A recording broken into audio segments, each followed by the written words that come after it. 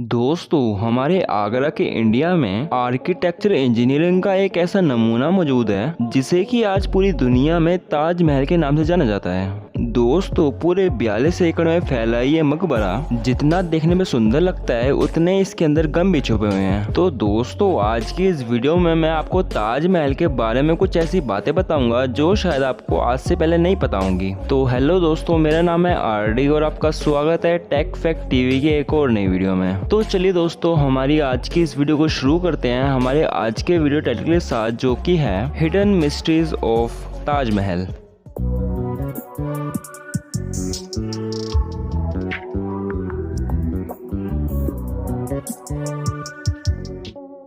दोस्तों, लगभग 400 साल पहले बना ये मकबरा, जो कि अपने टाइम की काफी बड़ी और काफी सुंदर बिल्डिंग में से एक हुआ करती थी और ये आज के टाइम पर भी 7 अजूबों में से एक है। और दोस्तों, इस शानदार आर्किटेक्चर को बनाने के लिए 20,000 मजदूरों ने अपना खून और पसीना दिन रात बहाया था, और वो भी 1-2 साल नहीं बल्कि 22 सालों तक। और दोस्तों, इस मकबरे को बनाने के लिए उस टाइम पर खर्चा आया था पूरे 22 करोड़ रुपए का। लेकिन अगर आज इसकी वैल्यू लगाई जाए तो इसकी वैल्यू बनती है $1 बिलियन की। अगर इसको इंडियन करेंसी में देखा जाए तो पूरे 7,500 करोड़ रुपए। और दोस्तों, इस आर्किटेक्चर के अंदर उस टाइम के आर्किटेक्ट इंजीनियर्स ने अपने हुनर की इस ताजमहल के अंदर ऐसी ऐसी निशानें छोड़ी हैं जिसकी तारीफ आज के इंजीनियर भी करते हैं। और इस बिल्डिंग को इस तरह डिजाइन किया गया है कि जब इस बिल्डिंग को मेन गेट में घुसते देखा जाता है तो ये बिल्डिंग देखने में काफी बड़ी लगती है, लेकिन जैसे जैसे हम मेन गेट से अंदर बढ़ते जाते हैं तो ये बिल्डिंग देखने में छोटी लगती है।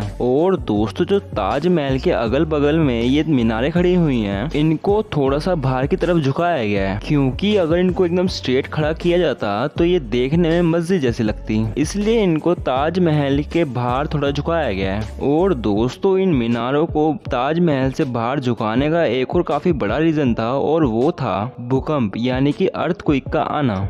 क्योंकि अगर कभी भी कोई भूकंप आता और अगर ये उस दौरान ताजमहल के ऊपर गिर जाती तो ताजमहल टूट भी सकता था। और ये काफी बड़ी वजह भी थी इन मीनारों को बाहर की तरफ झुकाने की। लेकिन ऐसा क्या रीजन था जिसकी वजह से इस ताजमहल को बनाने वाले इस ताजमहल के ऊपर एक भी आंच नहीं चाहते थे? और इसके ऐसे कौन से राज हैं जिनको कि 400 साल पहले छुपाने की कोशिश की गई थी? और 400 साल पहले जब स्टील और कंक्रीट नाम की कोई चीज ही नहीं हुआ करती थी, तो इस मकबरे के ऊपर 40 मीटर लंबा ये डोम कैसे बनाया गया? तो दोस्तों, इसके पीछे एक पूरी कहानी है। तो इसकी शुरुआत हुई थी 1607 से, जब पाकिस्तान और इंडिया के काफी बड़े हिस्से पर मुगल एम्पायर का राज हुआ करता था। इस दिन मुगल शहंशाह का सबसे छोटा बेटा शहाबुद्दीन मुगल खुर्रम पूरे 15 साल का हो चुका था, और उसी के लिए आगरा फोर्ट में उस दिन काफी बड़ा एक जश्न रखा गया था। और दोस्तों, जो खुर्रम था वो मुगल शाह का काफी ज्यादा प्यारा था, जिसकी वजह से उसके हर जन्मदिन पर उसको सोने से तोला जाता था।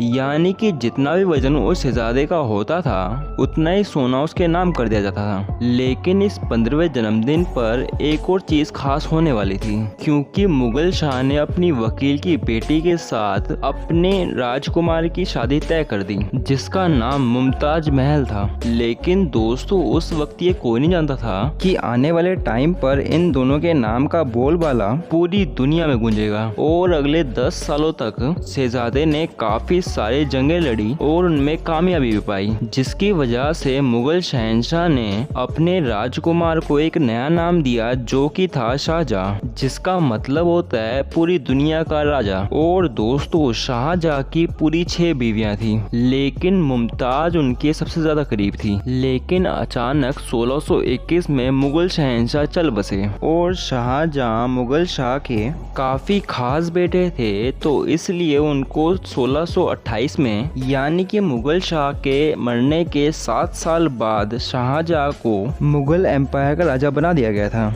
और दोस्तों, जिस टाइम पर ये सब हो रहा था उस टाइम पर मुगल सल्तनत अपने पूरे पीक पर था, और इस टाइम पर सभी लोग खुश थे। और फिर 1 साल बीतने के बाद मुगल एम्पायर को एक और युद्ध का सामना करना पड़ा, और पूरे 2 साल तक ये युद्ध चलने के बाद शाहजहां को इसमें भी काफी बड़ी कामयाबी मिली। लेकिन इसी बीच एक ऐसी खबर आती है जिसको सुनकर शाहजहां एकदम टूट जाते हैं, क्योंकि मुमताज महल उनके 14वें बच्चे को जन्म देते हुए मर जाती हैं। जिसके बाद शाहजहां ने पूरे 8 दिनों तक कुछ नहीं खाया था और वो डिप्रेशन में चले गए थे। लेकिन फिर उन्हें एक बात याद आई कि मुमताज महल उनसे कहा करती थी कि उनके मरने के बाद उनकी कब्र दुनिया के सबसे सुंदर मकबरे में रखी जाए। और मुमताज की इस ख्वाहिश को पूरी करने के लिए शाहजहां ने अपना पैसा और वक्त लगाने का फैसला किया और मुमताज के मरने के 6 महीने बाद ही ताजमहल को बनाने का काम शुरू कर दिया गया था। और फिर 20,000 से ज्यादा मजदूर पत्थर तराश को शाहजहां के कहने पर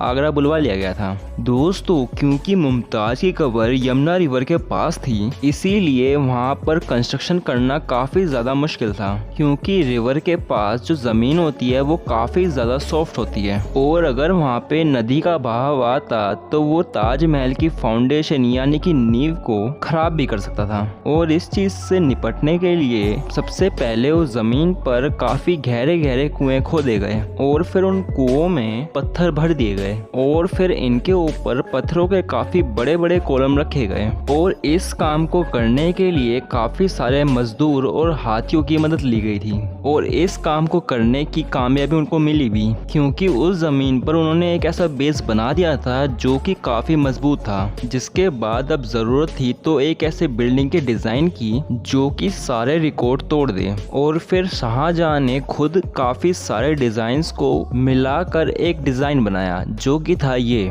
और इस आर्किटेक्चर के डिजाइन को बनाने के लिए लाखों नहीं बल्कि करोड़ों ईंटों को ताजमहल के आसपास ही बनाया गया। लेकिन इस ताजमहल को बनाना किसी के लिए भी आसान नहीं था, क्योंकि इसको बनाने के लिए हर दिन शाही खजाने का एक काफी बड़ा हिस्सा ताजमहल की तरफ जा रहा था। लेकिन शाहजहां को किसी भी चीज की परवाह नहीं थी, उन्हें सिर्फ किसी भी हालात में ये काम पूरा करना था। और दोस्तों, कहा तो ये भी जाता है कि जहां पर ये मजदूर काम कर रहे थे उसके आसपास के एरिया में खाना पीना खत्म होता जा रहा था, क्योंकि इन 20,000 मजदूरों की डिमांड को पूरा करने के लिए शाहजहां ने आसपास के सभी एरिया से गेहूं मंगवा लिया था। और फिर कई साल की मेहनत के बाद ताजमहल के स्ट्रक्चर को बना लिया गया था।